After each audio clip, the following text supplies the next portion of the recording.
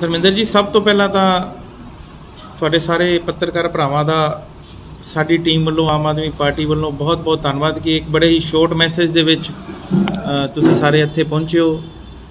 तुहाडा सारिआं दा दिलों धन्यवाद। अज दी जिहड़ी ये प्रैस कॉन्फ्रेंस है, ये बहुत जरूरी विषय नूं लैके अज करनी भी जरूरी सी। सब तो पहला तो तुसीं सारे जानते हो कि जिवें ट्रक यूनीयन ते जो साडी मीटिंग चलदी, मीटिंग ते साडे उपर हमला होया। एक नामी गैंगस्टर जिंदे उत्ते 26 तो वध परचे ने, बलकार सिंह उर्फ बलकारा ते उहदी टीम, जिहदे नाल विजय कंबोज जिहदी शह ते साडे उपर हमला होया। उस तो सारा शहर बड़ा आहत सी। हर एक इंसाफ पसंद, अमन पसंद लोगों नूं दुख सी उस घटना का, जिहदा संज्ञान लैंदे हुए जदों ये सारी कार्रवाई साडे मानयोग मुख मंत्री भगवंत सिंह मान जी की निगाह विच कराई गई, उन्होंने दस्सिया गया, तो तुरंत प्रभाव तो मुख्यमंत्री साहब ने SSP साहब नूं ऑर्डर दिते भी यदि विशेष तौर पर जिहड़ी है जांच कराई जाए। अज दी मीटिंग, अज दी प्रेस कॉन्फ्रेंस धन्नवाद करन लई साडे सारिआं दे चहते, अज पंजाब दे हर एक व्यक्ति दे चहते मुख्यमंत्री सरदार भगवंत सिंह मान नूं धन्नवाद करन वास्ते, प्रशासन का धन्नवाद करन वास्ते, क्योंकि प्रशासन ने बड़े ही साफ ते स्पष्ट शब्दां दे विच जदों उन्हां तक ये गल आई तो आरंभिक जांच करते हुए जिहड़ा साडे उपर इस घटना दे क्रॉस परचा होया सी, जिहड़ा मेरी टीम, मेरे उपर ते रघुवीर सिंह भाखर ते होर साडे साथियां उपर जिहड़ा क्रॉस परचा होया सी, तां SSP साहब ने तुरंत प्रभाव दे विच उहदी जांच करते हुए सारे नाल पहले तो परचा कैंसल करता। वो परचा कैंसल होए नूं लगभग 1 महीना होने वाला है। उस तो बाद जदों एक विशेष टीम बनाई गई तो जिसकी जांच SPD साहब नूं दिती गई, अजय राज सिंह जी नूं, भी इस पूरी घटना की जानकारी है जिहड़ी एक रिपोर्ट विशेष टीम द्वारा तैयार की जाए। उस तो बाद उन्होंने आपकी रिपोर्ट दे विच जिहड़े मुख दोषी सी, मुख दोषियों दे विच बलकार सिंह, बलकारा ते नाल ही पूरी साजिशकर्ता दे विच विजय कंबोज, उन्हां सारे मुलजमां उत्ते FIR की कापी है जी, जिहड़ियां प्रारंभिक धारावां लगियां सी 323, 148 ते 149, इन्हां दे विच वाधा करते हुए अपनी जांच दे विच 6 होर धारावां दे विच वाधा कर दिता गया। वो 6 जिहड़ियां होर धारावां ने वो मैं तुहानूं दसना चाहना, 341, 147, 506, 120B, 211 ते 182, ये 6 धारावां दे नाल इस FIR दे उपर 6 धारावां दे विच वाधा कर दिता गया। जिहड़ी साडे उपर क्रॉस FIR हुई सी, जिहड़े वो 2 मुलजिम जिहड़े उस घटना दे विच शामिल सी, उन्होंने साडे उपर दबाव बनाने लई साडे उपर क्रॉस परचा आप खुद अपने चोटां मार के, ब्लेड मार के हस्पताल दे विच एडमिट हो गए, जिहदी जांच करते हुए भी SSP साहब ने तुरंत प्रभाव नाल ना सिर्फ वो परचा खारज किया,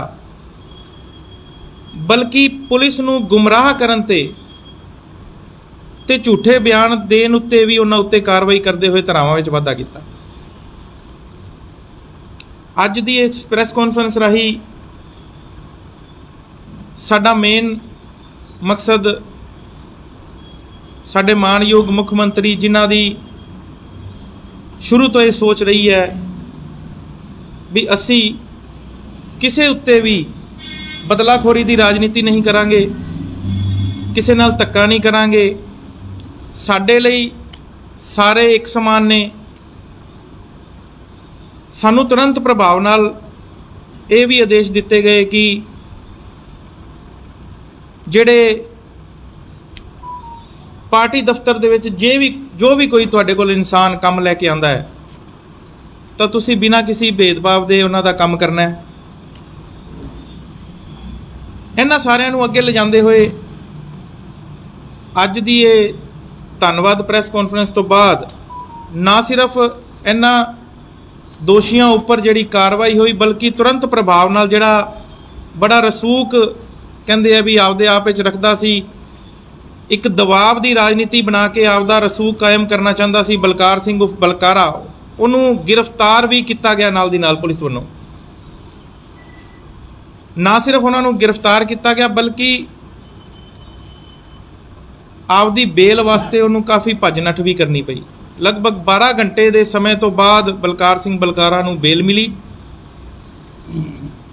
ਤਾਂ ਅਸੀਂ ਅੱਜ ਤੁਹਾਡੇ ਮਾਧਿਅਮ ਰਾਹੀਂ ਪੂਰੇ ਸ਼ਹਿਰ ਵਾਸੀਆਂ ਨੂੰ ਇਹ ਜ਼ਰੂਰ ਦੱਸਣਾ ਚਾਹਾਂਗੇ ਕਿ ਸਰਕਾਰਾਂ ਬਦਲ ਚੁੱਕੀਆਂ ਨੇ। ਆਮ ਆਦਮੀ ਪਾਰਟੀ ਇਨਸਾਫ ਪਸੰਦ ਪਾਰਟੀ ਹੈ। ਕਿਸੇ ਨਾਲ ਵੀ ਧੱਕਾ ਬਰਦਾਸ਼ਤ ਨਹੀਂ ਕੀਤਾ ਜਾਏਗਾ ਤੇ ਕਿਸੇ ਉੱਪਰ ਨਜਾਇਜ਼ ਧੱਕਾ ਵੀ ਬਰਦਾਸ਼ਤ ਨਹੀਂ ਕੀਤਾ ਜਾਏਗਾ। ਚਾਹੇ ਉਹ ਜੇ ਕੋਈ ਕਿਸੇ ਨੂੰ ਗਲਤਫਹਿਮੀ ਹੈ ਕਿ ਉਹ ਆਮ ਆਦਮੀ ਪਾਰਟੀ ਵਿੱਚ ਰਹਿ ਕੇ ਕਿਸੇ ਉੱਤੇ ਧੱਕਾ ਕਰੇਗਾ, ਨਜਾਇਜ਼ ਰੰਜਿਸ਼ ਰੱਖੇਗਾ, ਨਜਾਇਜ਼ ਪਰਚੇ ਕਰਵਾਵੇਗਾ, ਨਜਾਇਜ਼ ਕਬਜ਼ੇ ਕਰਵਾਵੇਗਾ, ਤਾਂ ਇਹ ਵੀ ਬਰਦਾਸ਼ਤ ਨਹੀਂ ਕੀਤਾ ਜਾਏਗਾ। ਅੱਜ ਦੀ ਇਸ ਪ੍ਰੈਸ ਕਾਨਫਰੰਸ ਰਾਹੀਂ ਸ਼ਹਿਰ ਦੇ ਬਹੁਤ ਸਾਰੇ ਲੋਕਾਂ ਨੂੰ ਸ਼ਾਇਦ ਅੱਜ ਤੋਂ ਬਾਅਦ ਇਹ ਪਤਾ ਲੱਗ ਜਾਏਗਾ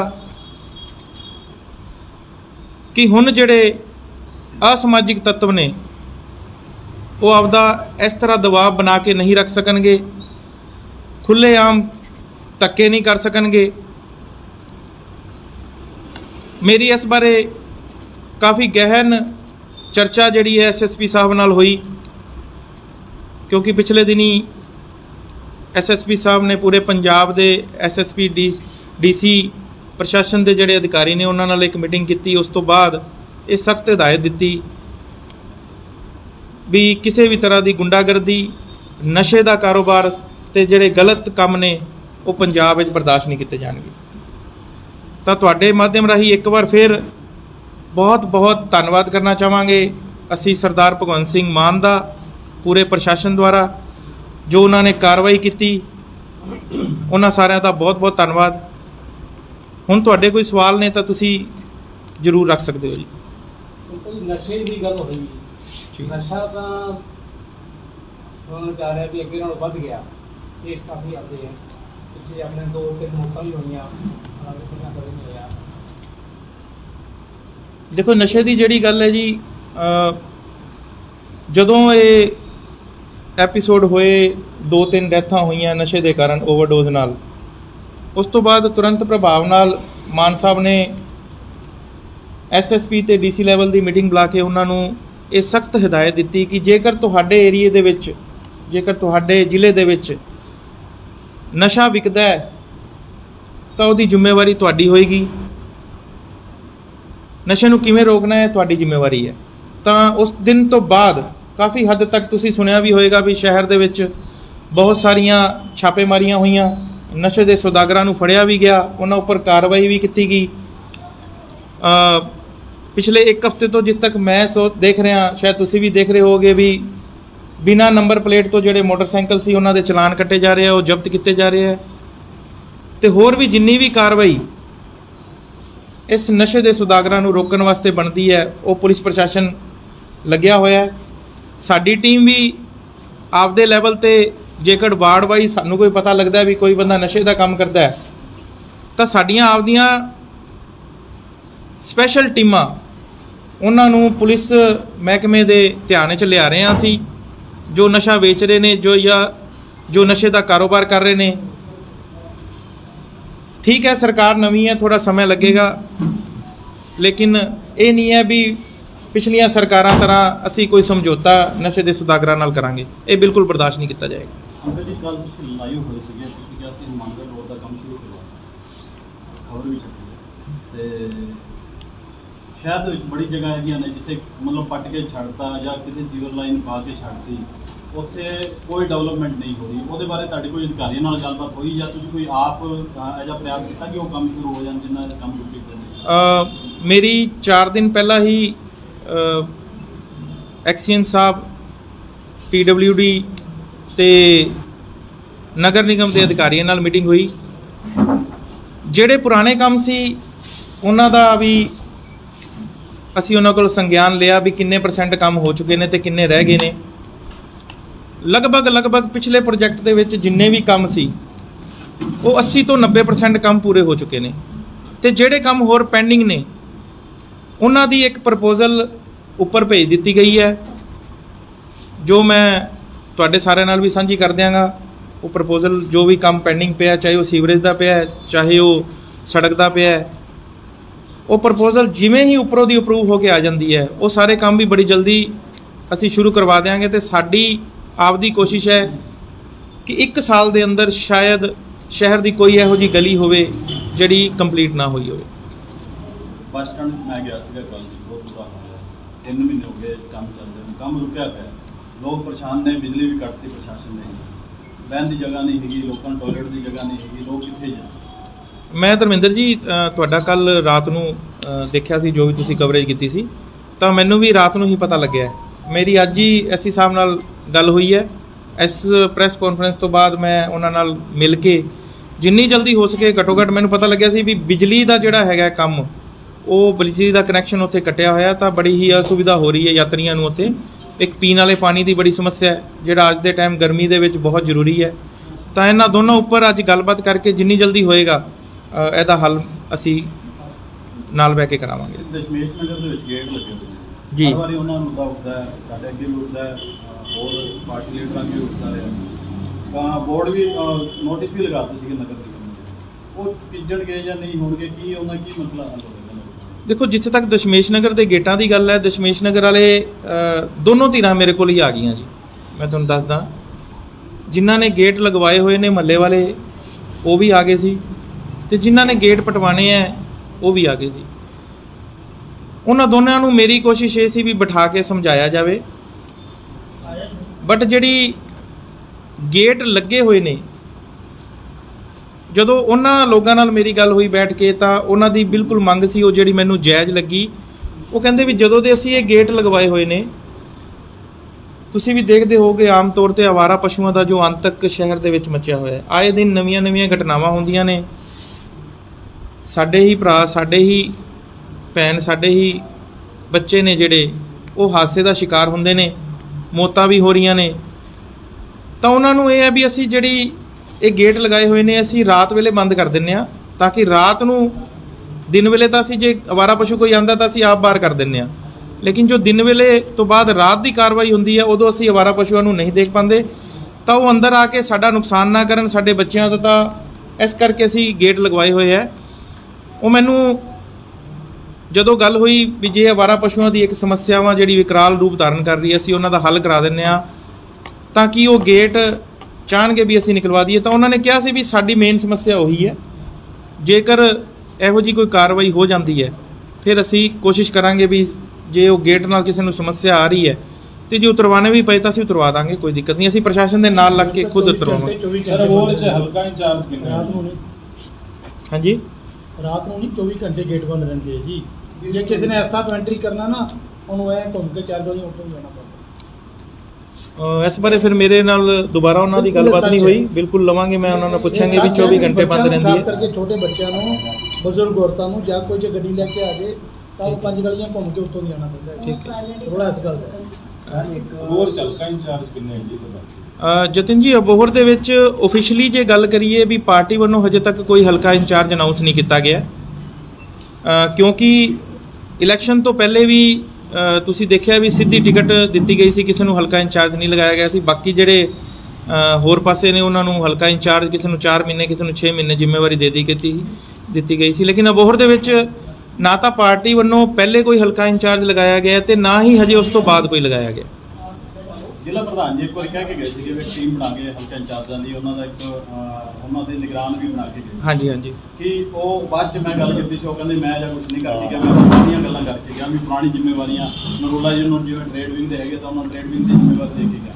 ਉਹ ਫਿਰ ਗੱਲ ਦੇ ਵਿੱਚ ਡਿਫਰੈਂਸ ਕਿਉਂ ਆਇਆ? ਮੈਂ ਦੱਸਦਾ ਜੀ, ਜ਼ਿਲ੍ਹਾ ਪ੍ਰਧਾਨ ਜੀ ਪਾਰਟੀ ਦੇ ਆਦੇਸ਼ ਅਨੁਸਾਰ ਕੀ ਸੀ, ਇੱਕ ਜਿਹੜੀਆਂ ਡਿਊਟੀਆਂ ਲਗਾ ਕੇ ਗਏ ਸੀ ਉਹਦਾ ਮੈਂ ਤੁਹਾਨੂੰ ਬਰੀਫ ਕਰ ਦਿੰਦਾ ਕੀ ਹੈ। ਬਹੁਤ ਸਾਰੀਆਂ ਸ਼ਿਕਾਇਤਾਂ ਸ਼ਹਿਰ ਦੇ ਵਿੱਚ ਆ ਰਹੀਆਂ ਸੀ ਵੀ ਸਾਡੀ ਸੁਣਵਾਈ ਨਹੀਂ ਹੋ ਰਹੀ, ਸਾਡੇ ਕੰਮ ਨਹੀਂ ਹੋ ਰਹੇ, ਸਾਡੀ ਕੋਈ ਗੱਲ ਨਹੀਂ ਕਰਦਾ, ਸਾਡੇ ਫੋਨ ਨਹੀਂ ਚੱਕੇ ਜਾ ਰਹੇ। ਇਹ ਗੱਲ ਜਦੋਂ ਪਾਰਟੀ ਦੇ ਧਿਆਨ ਵਿੱਚ ਲਿਆਂਦੀ ਗਈ ਤਾਂ ਪਾਰਟੀ ਨੇ ਇਹ ਕਿਹਾ ਵੀ ਆਪਣੀ ਪੁਰਾਣੀ ਟੀਮ ਬੜੀ ਐਕਟਿਵ ਸੀ, ਕੰਮ ਕਰ ਰਹੀ ਸੀ। ਇਹੋ ਜਿਹਾ ਕੀ ਹੈ ਵੀ ਜਿਹੜੀਆਂ ਸਮੱਸਿਆਵਾਂ ਨੇ ਉਹ ਸੋਲਵ ਨਹੀਂ ਹੋ ਰਹੀਆਂ, ਸਰਕਾਰ ਆਪਣੀ ਆਪਦੀ ਹੈ, ਤਾਂ ਤੁਸੀਂ ਵਧਵਾ ਜੀ ਦੀ ਜ਼ਿੰਮੇਵਾਰੀ ਲਗਾਈ ਵੀ ਤੁਸੀਂ ਜਾ ਕੇ ਉਹਨਾਂ ਨੂੰ ਕੰਮ ਵਾਈਜ਼, ਜੇ ਏਰੀਆ ਵੱਡਾ ਹੈ ਤਾਂ ਏਰੀਆ ਵੰਡ ਦਿੱਤਾ ਜਾਵੇ।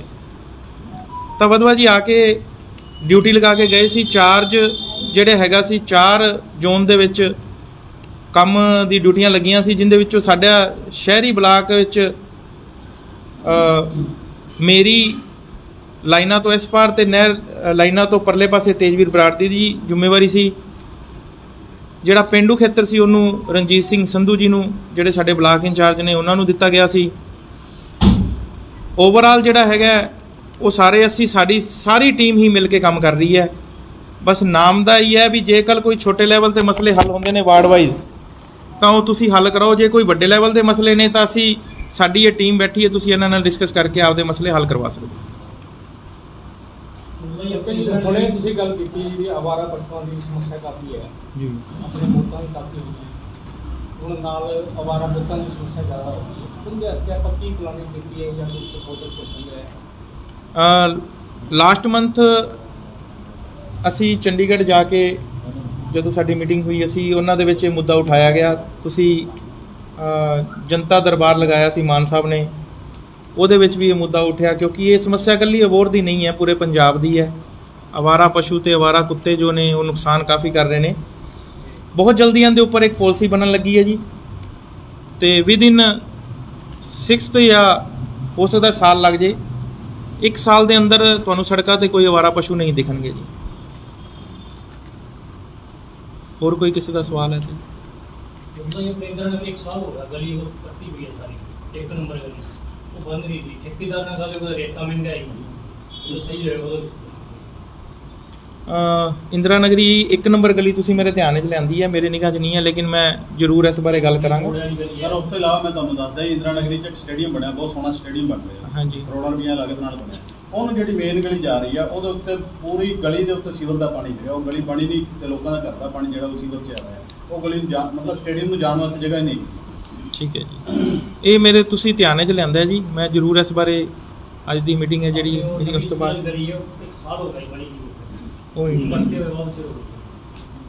ਜਿੰਨੇ ਵੀ ਪ੍ਰੋਜੈਕਟ ਨੇ ਜੀ ਮੈਂ ਤੁਹਾਨੂੰ ਦੱਸ ਚੁੱਕਿਆ ਵੀ ਜਿਹੜੇ ਪਿਛਲੇ, ਹਾਂ ਮੈਂ ਉਹੀ ਦੱਸ ਰਿਹਾ, ਜਿਹੜੇ ਪਿਛਲੇ ਪ੍ਰੋਜੈਕਟ ਨੇ ਕਾਫੀ ਜੀ ਉਹ 80 ਤੋਂ 90% ਜਿਵੇਂ ਮੈਂ ਤੁਹਾਨੂੰ ਦੱਸਿਆ ਵੀ ਉਹਨਾਂ ਦਾ ਕੰਮ ਪੂਰਾ ਹੋ ਚੁੱਕਿਆ। ਲੇਕਿਨ ਨਵੀਂ ਜਿਹੜੀ ਪ੍ਰਪੋਜ਼ਲ ਹੈ ਉਹ ਭੇਜ ਦਿੱਤੀ ਗਈ ਹੈ। ਲੇਕਿਨ ਫਿਰ ਵੀ ਜਿਵੇਂ ਤੁਸੀਂ ਦੱਸ ਰਹੇ ਹੋ, ਮੈਂ ਟੀਮ ਨੂੰ ਕਹਾਂਗਾ ਕਿ ਜੋ ਇਹ ਦੱਸ ਰਿਹਾ ਪਲੀਜ਼ ਅਸੀਂ ਨੋਟ ਕਰ ਲੈਂਦੇ ਹਾਂ ਤੇ ਪ੍ਰਸ਼ਾਸਨ ਦੇ ਧਿਆਨ ਵਿੱਚ ਲਿਆ ਕੇ ਜਿੰਨੀ ਜਲਦੀ ਵੀ ਹੋ ਸਕਦਾ ਇਹਦਾ ਕੰਮ ਵੀ ਅਸੀਂ ਜਲਦੀ ਚਾਲੂ ਕਰਵਾਵਾਂਗੇ। ਠੀਕ ਹੈ ਜੀ, ਠੀਕ ਹੈ ਸਰ, ਥੈਂਕ ਯੂ।